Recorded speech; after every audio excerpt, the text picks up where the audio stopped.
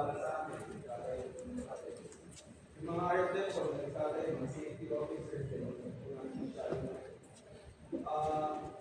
we pray also for yung sa mga nakatulong po sa amin in the past. We will not take for granted for our parents, our relatives, our elders, our teachers before, Lord. Mga kaibigan ko lang yung grade school, high school, college.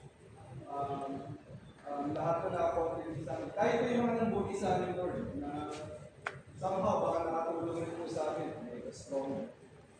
Lahat nagpapasalamat ng ngayon. We also call those blessings. Mga pinagdaanan po namin, Lord, na nagpasan po namin.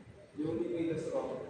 So, while we pray for blessings, Lord, we also embrace the challenges that you will send to us, Lord.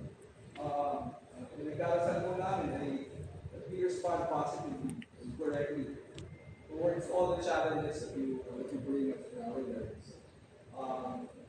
Tapos nagpapasalamat po kami sa nagpapalakas po sa amin para harapin po lahat ng pagsubok na inibigay po sa atin.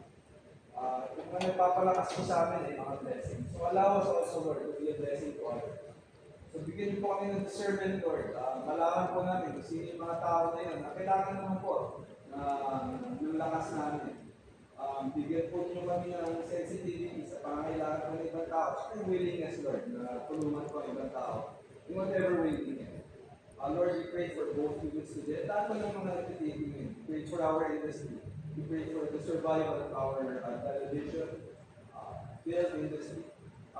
Dahil ito po yung kabuhayan ng marami po sa amin.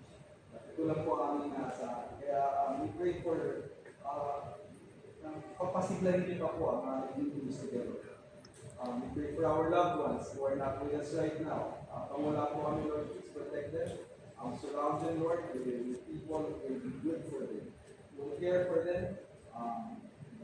As we pray for that, we also pray that you give us the kind of qualities, Lord, na magiging ganun rin po kami sa aming mga tao. So kaya, Lord, as always, we pray that you help all of us become more kind persons, more compassionate, more sensitive, Lord, more thoughtful, more caring, ultimately better persons today than we were yesterday. All of this, Lord, we pray for, we thank you in Jesus' name. Amen.